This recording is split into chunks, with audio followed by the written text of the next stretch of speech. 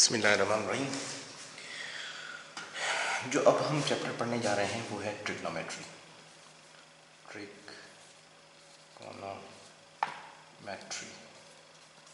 Trigonometry के तीन मतलब हैं जो कि हमें पता चल रहे हैं कि एक लफ्ज़ हमारे पास है ट्री का मतलब है थ्री, गोनो का मतलब है एंगल्स, मेट्री का मतलब है मेजर।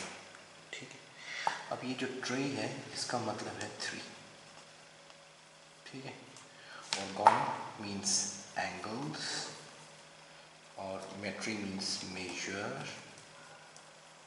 मीन्स पैमाइश करना। ठीक है, तो गोनो एंड मेट्री मेजर्स। ठीक है, ट्रिग्नोमेट्री का मतलब है the measurement of the triangle, the measurement of triangle, ये ट्रिग्नोमेट्री में इसका मतलब निकलता है। अच्छा, अब ये जो शेप होता है जिसके थ्री साइड्स ऑफ, जैसे कि ये शेप हम बना रहे हैं, इस शेप के अंदर थ्री साइड्स हैं, एक ये वाली साइड है, एक ये साइड है, एक ये साइड, और इनके ये जो कॉर्नर हैं इनके नाम हम अगर रखना चाहेंगे तो बड़ी ABC कैपिटल अल्फ़ाबेट से रखेंगे। ए इसका नाम रख दिया, बी इसका सी रख दिया। ठीक है, हमेशा इस तरह से करते हैं कि कॉर्नर नेम्स जो होते हैं, वर्टिसेस जिसको हम कहते हैं, वर्टिसेस, ठीक है, इनको कैपिटल अल्फ़ाबेट से रिप्रेजेंट करते हैं। और इन्हीं वर्टिसेस के जिनके हमने नाम ए रखा है, इसके सामने वाली साइड का नाम स्मॉल ए रखना है, और ये जो बी है इसके सामने वाली साइड ये है और इसका नाम स्मॉल बी, और ये सी है इसके सामने वाली साइड का नाम स्मॉल सी रखा जाएगा। अब हमें यहाँ पर ये समझना है कि कैपिटल ABC और स्मॉल ABC में फ़र्क क्या है। कैपिटल ABC का मतलब है ये जो ए, ये बी, ये सी है, ये कॉर्नर नेम्स या एंगल्स के नेम हैं। यानी यहाँ पर ये जो लाइनें दो ऐसे बैंड होती हैं जहाँ पर, वहाँ एंगल बनता है।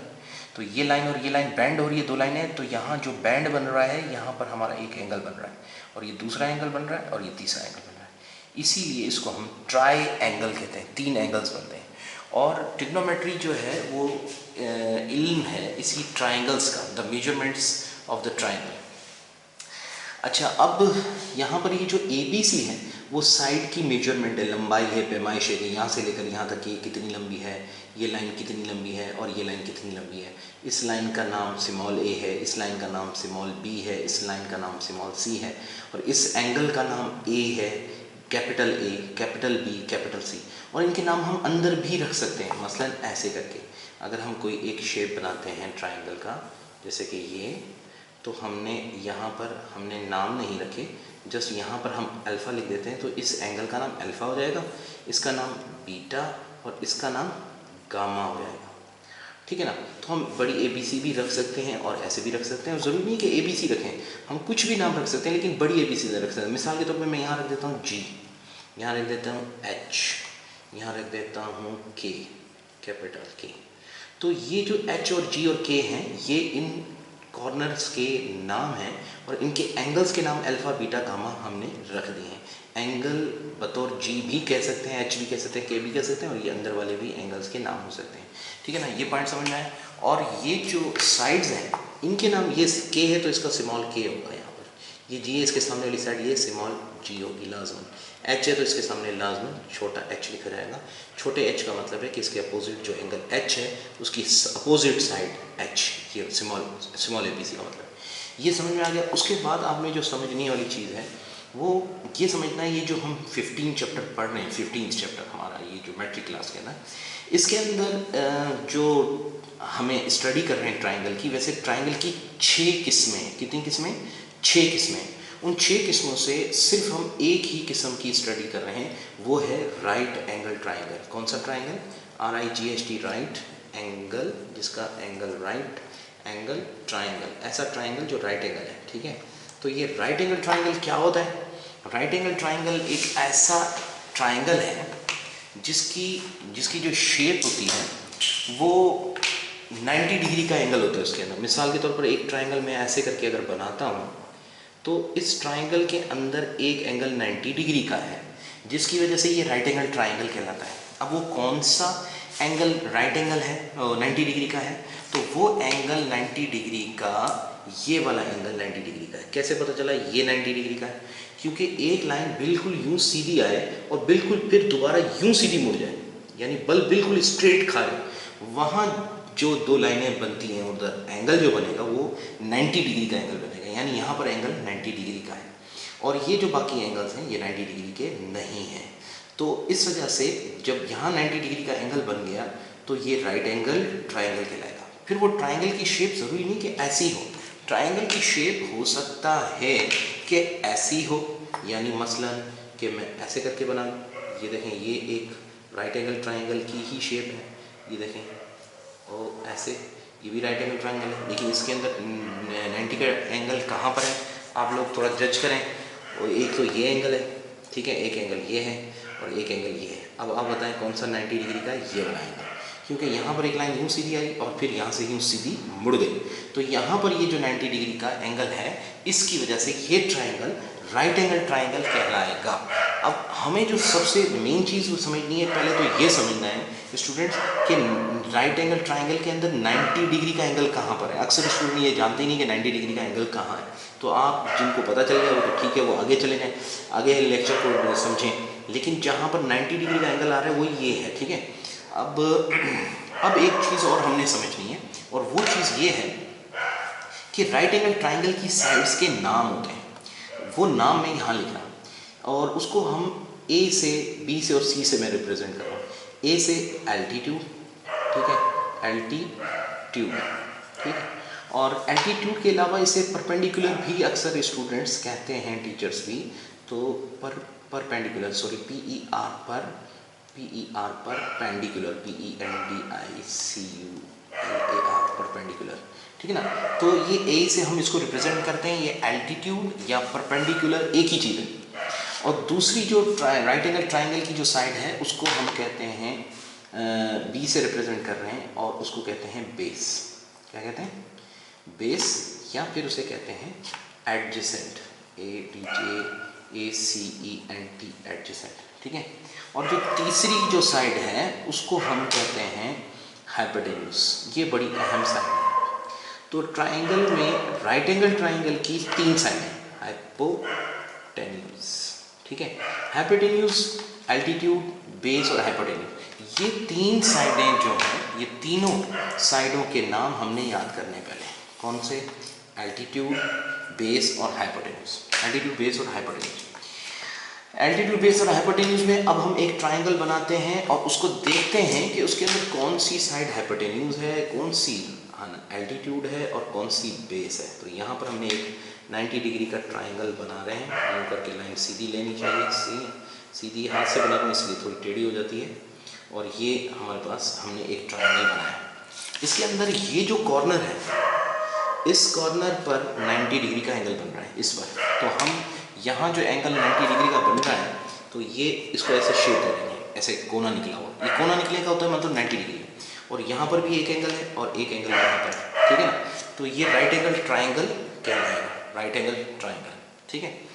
अच्छा, अब राइट एंगल ट्राइंगल के अंदर ये जो 90 डिग्री है, इसके सामने वाली साइड जो होगी ना, ये हाइपोटेन्यूज होती है, ये वाली साइड हाइपोटेन्यूज है, ये वाली जो साइड है हाइपोटेन्यूज। इसका नाम हम सी भी रख सकते हैं, कुछ भी और भी हो सकता है, तो लेकिन नाम भले कुछ भी लिखा हो, हमें ये पता होना चाहिए कि ये वाली जो साइड है वो हाइपोटेन्यूज है। तो हम यहाँ पर नाम रख लेते हैं कैपिटल अल्फ़ाबेट्स में, G रख लेते हैं और F रख लेते हैं और M रख लेते हैं, ठीक है। तो ज़ाहिर है इस M के सामने स्मॉल m ये आएगा, F के सामने स्मॉल f आएगा और ये G के सामने स्मॉल g आएगा। तो अब मैं आपसे पूछता हूँ कि हाइपोटेन्यूज कौन सा है? तो ये जो F है ये हाइपोटेन्यूज है और ये वाली साइड को रिप्रेजेंट करता है, इस साइड को रिप्रेजेंट करता है। और उसके बाद एल्टीट्यूड और बेस जो होते हैं ना, वो वेरी करते हैं, मतलब वेरी से मुराद है कि वो चेंज होते हैं, लेकिन हाइपोटेन्यूज कभी चेंज नहीं होता, 90 के सामने होता है। जहाँ भी 90 होगा उसके सामने वाला हाइपोटेन्यूज वाली साइड कहलाएगी। यानी ये 90 है तो इसके सामने वाली ये वाली जो साइड है ना, ये हाइपोटेन्यूज कहलाएगी। अब इस एंगल का नाम हम अल्फा रख लेते हैं, ठीक है। इस अल्फा के सामने वाली जो साइड होगी वो एल्टीट्यूड होगी। एल्टीट्यूड हमेशा याद रखें, हाइपोटेन्यूज हमेशा 90 के सामने, एल्टीट्यूड हमेशा एंगल के सामने। क्या, दोबारा मैं रिपीट कर रहा हूँ, इसी को आप रिपीट करें कि हाइपोटेन्यूज हमेशा 90 के सामने, जैसे ये 90 इसके सामने, ये वाली साइड F जो है ये हाइपोटेन्यूज है। हाइपोटेन्यूज 90 के सामने, एल्टीट्यूड एंगल के सामने, तो ये एंगल के सामने वाला एल्टीट्यूड है।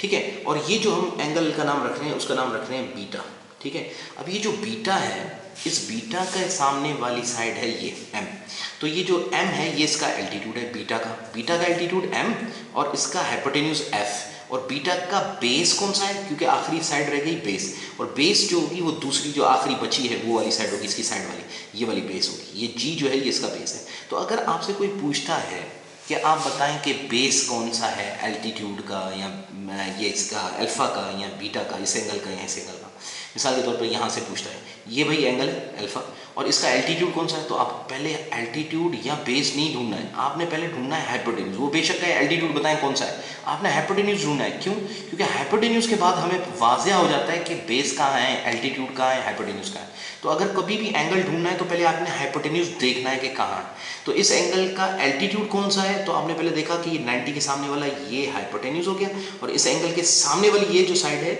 ये एल्टीट्यूड है, ठीक है ना, ये एल्टीट्यूड हो गई। और इस एल्टीट्यूड, इसके बाद हम इस एंगल का बेस कौन सा रह गया, जाहिर है ये दो साइड है तो हमने बता दी, ये हो गया हाइपोटेन्यूज, ये हो गया एल्टीट्यूड। तो इस एंगल का ये जो है ना ये m, ये बेस हो गया, ठीक है ना, बेस हो गया। और अब अगर मैं कहूँ बीटा का बताओ एल्टीट्यूड किधर है, तो आपने पहले बीटा का एल्टीट्यूड या बेस ढूंढना नहीं है, पहले हाइपोटेन्यूज ढूंढना है। हाइपोटेन्यूज वही 90 के सामने होता है, वो कभी चेंज नहीं होता, हमेशा 90 के सामने होता है, लेकिन एल्टीट्यूड बेस एंगल के हिसाब से चेंज हो जाते हैं। तो ये जब हम एंगल देख रहे हैं तो इसका एल्टीट्यूड इसके सामने वाली साइड m होगी और साइड वाली ये g भी है और f भी है, लेकिन f तो हाइपोटेन्यूज है, तो ये g जो है ना बीटा का बेस है। अब दोबारा रिपीट कर रहा हूँ, बीटा का एल्टीट्यूड m इसके सामने वाला, बीटा का हाइपोटेन्यूज ये 90 के सामने वाला, और बीटा का बेस जो है ना ये वाला है, और अल्फा का एल्टीट्यूड इसके सामने वाला, और अल्फा का हाइपोटेन्यूज 90 के सामने वाला, और अल्फा का m जो है वो इसका बेस कहलाएगा। तो इस तरह से हमें ये चीज़ समझना बहुत ही ज़रूरी है, अल्फा, एल्टीट्यूड, बेस और हाइपोटेन्यूज। अगर ये तीन चीज़ें हम समझ जाएं राइट एंगल ट्राइंगल के अंदर कि कौन सी साइड बेस है, कौन सी साइड एल्टीट्यूड है, कौन सी साइड हाइपोटेन्यूज है, तो हम इस पूरी एक्सरसाइज को सॉल्व कर सकते हैं। और पूरी एक्सरसाइज के अंदर इसी चीज़ की प्रैक्टिस है। एक्सरसाइज 15.1 जो पहली एक्सरसाइज है 15 चैप्टर की, वो इन्हीं तीन बातों के ऊपर मुश्तमिल मुख्तलिफ किस्म के क्वेश्चन दिए गए हैं जिनको समझने से हमें सॉल्व करना है। तो अब आपने जो मेन चीज़ याद रखनी है वो आपने नाम याद रखने हैं, A for altitude, B for base और सी फॉर हाइपोटेन्यूज। ये हमने रिप्रेजेंट किया एल्टीट्यूड, बेस और हाइपोटेन्यूज को ABC से, लेकिन ज़रूरी नहीं है यहाँ पर भी ABC लिखा हो, कोई और नाम भी हो सकते हैं, ABC भी हो सकते हैं। तो वो जो ABC लिखा होगा वो हाइपोटेन्यूज, एल्टीट्यूड, बेस, हाइपोटेन्यूज नहीं होंगे। मिसाल के तौर, एक मिसाल दे देता हूँ।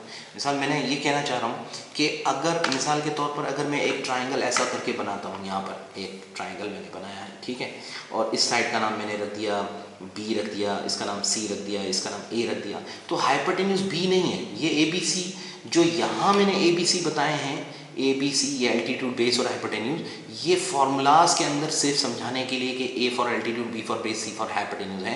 लेकिन जब हम यहाँ शेप के अंदर देखेंगे तो ये जो नाम ABC हैं ये सिर्फ साइडों के नाम रखे हुए हैं, ये एल्टीट्यूड, बेस और हाइपोटेन्यूज नहीं है, क्योंकि C से हम हाइपोटेन्यूज कह रहे होते हैं फॉर्मूले में, लेकिन यहाँ पर जो C लिखा है वो जस्ट इस साइड का नाम है C। लेकिन आप देखें, गौर करें तो 90 डिग्री यहाँ पर बन रहा है और हाइपोटेन्यूज इस 90 के सामने वाला ये है, तो ये जो B है ये हाइपोटेन्यूज है इस वक्त। और इस एंगल का नाम हम अल्फा रख देते हैं। अल्फा का एल्टीट्यूड जो होगा वो A होगा और इसका बेस C होगा और इसका हाइपोटेन्यूज ये होगा। समझे? अल्फा का एल्टीट्यूड जो उसके सामने वाला है, सामने वाला होता है ना, एल्टीट्यूड सामने वाला होता है और 90 के सामने वाला हाइपोटेन्यूज होता है, और दूसरी साइड वाला बेस होता है, एडजेसेंट साइड, मतलब मुतसल जुड़ी हुई साइड जो होती है, ये जो है ना इसका बेस है। तो एल्टीट्यूड, बेस और हाइपोटेन्यूज ऐसे नाम कुछ भी लिखे हों तो उसका मतलब है आपने खुद ने पहचानना है कि 90 के सामने वाला हाइपोटेन्यूज है, अल्फा यानी कोई भी एंगल हो, अल्फा हो या बीटा हो, उसके सामने वाला एल्टीट्यूड होगा, एंगल के सामने वाला एल्टीट्यूड, 90 के सामने वाला हाइपोटेन्यूज, और बाकी जो बची है वो बेस साइड है। ठीक है, ये पॉइंट बहुत अहम है जिसको समझना है और याद रखना है। मेरे ख्याल ये वीडियो भी काफ़ी लेंथी हो गई, अब इतना काफ़ी है। इसकी पहले प्रैक्टिस करें और फिर आपस में डिस्कस करें कि एल्टीट्यूड, बेस और हाइपोटेन्यूज मुख्तलिफ शेप्स बनाकर उसके बाद एक्सरसाइज सॉल्व करें।